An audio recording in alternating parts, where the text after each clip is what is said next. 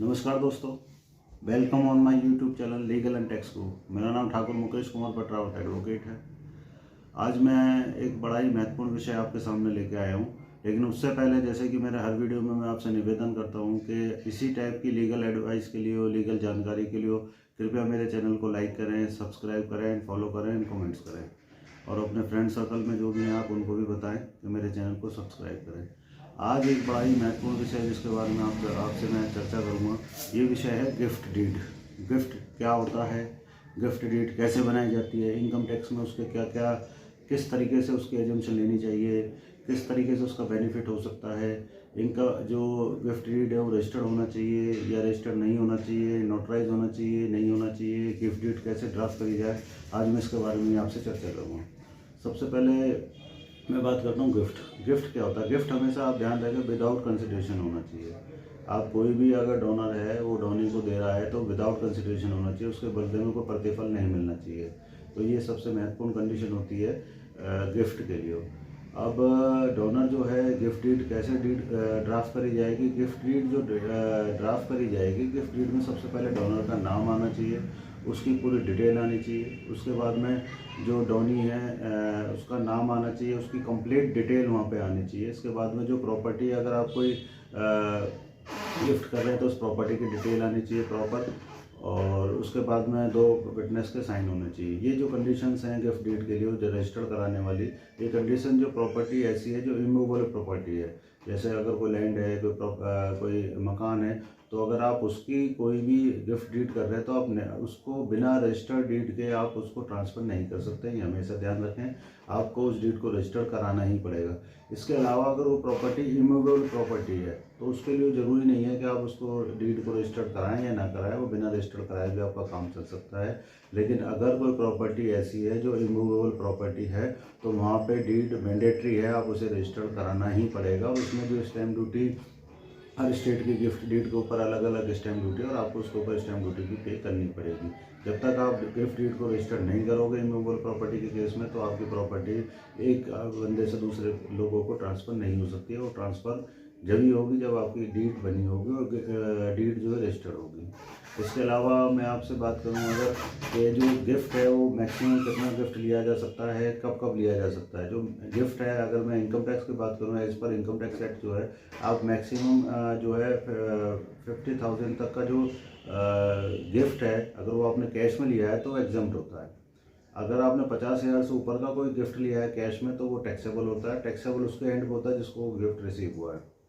इसके साथ साथ अगर आपको कोई प्रॉपर्टी ऐसी मिली है, कोई आइटम ऐसा मिला है जो आपको गिफ्ट में किसी ने दिया है, तो वो इनकम टैक्स क्या कहता है, अगर उस प्रॉपर्टी उसका कोई वैल्यू आपको नहीं होगा, फेयर मार्केट वैल्यू जो रहती है उसकी, अगर वो फेयर मार्केट वैल्यू जो है या आपने जो उसकी मार्केट वैल्यू जो है अगर वो 50,000 से ऊपर की है तो उसके ऊपर का जो अमाउंट है उसके ऊपर इनकम टैक्स में आपको टैक्स देना पड़ेगा और ये आपके अदर सोर्सेज का अदर सोर्सेज में ऐड हो जाएगा। सेम ऐसे ही जैसे अगर आपको कैश रिसीव हुआ है, अगर 50,000 से ऊपर है और ड्यूरिंग के फाइनेंशियल ईयर, अगर ड्यूरिंग के फाइनेंशियल ईयर आपको 50,000 से ऊपर ज़्यादा कैश रिसीव हुआ है एज ए गिफ्ट, तो वो आपके हैंड पे टैक्सेबल हो जाएगा। सेम ऐसे ही अगर कोई आपको प्रॉपर्टी रिसीव हुई है या आपको कोई ऐसा आइटम गिफ्ट में दिया गया है जिसकी वैल्यू 50,000 से ऊपर है, तो वो भी उसकी मार्केट वैल्यू देखते हुए उस पर भी टैक्स लगेगा और वो आपके अदर सोर्स में ऐड हो जाएगा। इनकम फ्रॉम अदर सोर्सेज में आपकी ऐड हो जाएगी। इसके साथ अगर मैं बात करूँ कि कुछ इसमें एग्जम्पशन भी है कि हर केस में गिफ्ट जो है वो टैक्सेबल नहीं होगा। वो कौन कौन सी कंडीशंस हैं, जो आपके क्लोज रिलेटिव्स हैं, जैसे भाई ने अपनी बहन को गिफ्ट दिया है तो टैक्सेबल नहीं होगा, मदर ने अपने बच्चों, मदर ने, फादर ने, पेरेंट्स ने दिया है तो नहीं होगा। तो क्लोज रिलेटिव्स जो है अगर उसमें कोई गिफ्ट लेना देना हो रहा है तो वहाँ पे भी कोई टैक्स की लायबिलिटी नहीं आएगी, इनकम टैक्स में वो एग्जम्प्ट होता है। तो उसके लिए वो आपको टेंशन लेने की जरूरत नहीं है, वो आपके इनकम टैक्स में ऐड नहीं होगा। इसके साथ साथ मैं बता देता हूँ आपको, अगर न्यूली मैरिज कपल हैं और उनकी शादी हो रही है और शादी के दौरान कोई भी रिलेटिव, चाहे वो लड़के वाले की तरफ से या लड़की वाले की तरफ से, दोनों में से जो भी है और दोनों में से दोनों को गिफ्ट मिल रहे हैं, तो उन गिफ्टों पे भी कोई टैक्स नहीं लगता है। चाहे वो कैश में आपको पैसे दिए जा रहे हैं, चाहे आपको कोई गिफ्ट दिया जा रहा है, उसकी वैल्यू के ऊपर कोई टैक्स नहीं लगेगा। ना ही वो लड़के के हैंड पे टैक्सेबल होगा, ना ही वो लड़की के हैंड पे टैक्सेबल होगा। 100% टैक्स एग्जम्प्ट होगा उसके ऊपर, उस पर टैक्स की कोई लायबिलिटी नहीं आएगी। धन्यवाद दोस्तों, होप आपको मेरी वीडियो अच्छी लगी होगी। और आपका कुछ जो कन्फ्यूजन था गिफ्ट के ऊपर, गिफ्ट डीड कैसे बनाई जाए, गिफ्ट जो है कब टैक्सेबल होता है, कितने अमाउंट तक वो टैक्सेबल होगा, और उसको कैसे रजिस्टर करा जाए, हर हर गिफ्ट को रजिस्टर कराना ज़रूरी है नहीं है, वो मैंने आपको आज समझाने की इसमें कोशिश करी है। तो हमेशा ये ध्यान रखने वाली बात होती है, अगर आपको कोई गिफ्ट मिल रहा है तो सबसे मेन जो बात है इसमें, गिफ्ट में सबसे मेन बात है कि इसमें डोनर होना चाहिए जो अपनी प्रॉपर्टी को दे रहा है। और हमेशा डोनर ये जो होना चाहिए, गिफ्ट जो होना चाहिए हमेशा विदाउट कंसिडरेशन होना चाहिए।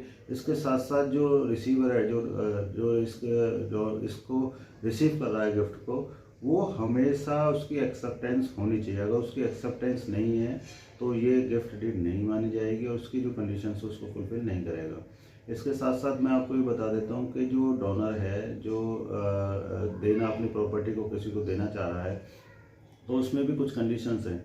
एक तो वो कॉन्टैक्ट करने के काबिल होना चाहिए किसी के साथ में भी, जो कॉन्टैक्ट एक्ट हमारा कहता है, जैसे साउंड माइंड होना चाहिए, उसे पता होना चाहिए क्या कर रहा है, और विदाउट कंसिडरेशन ये होना चाहिए। अगर कोई गिफ्ट कर रहा है तो वो विदाउट कंसिडरेशन है। सबसे पहली बात है जो साउंड माइंड होना चाहिए और उसे ये पता होना चाहिए कि वो क्या कर रहा है क्या नहीं कर रहा, पहली बात। दूसरी बात ये है कि जो प्रॉपर्टी जिसको वो ट्रांसफ़र कर रहा है, जिसको वो देना चाह रहा है गिफ्ट डीड के थ्रू, तो वो प्रॉपर्टी उसकी अपनी होनी चाहिए और वो उसके कब्जे में होनी चाहिए प्रॉपर्टी एट प्रेजेंट। ऐसा नहीं है कि कोई प्रॉपर्टी फ्यूचर में मिलेगी और उसकी गिफ्ट डीड आज कर दी जाए, वो पॉसिबिलिटी नहीं होती है। जो चीज़ उसके पास में सिर्फ वो उसी की गिफ्ट डीड बना सकता है, इसके अलावा वो गिफ्ट डीड नहीं बना पाएगा। अगर उसे कोई प्रॉपर्टी गिफ्ट में, उसे कोई प्रॉपर्टी फ्यूचर में मिलने वाली है तो उसकी गिफ्ट डीड वो आज नहीं कर सकता है, ये लॉ में अलाउड नहीं है।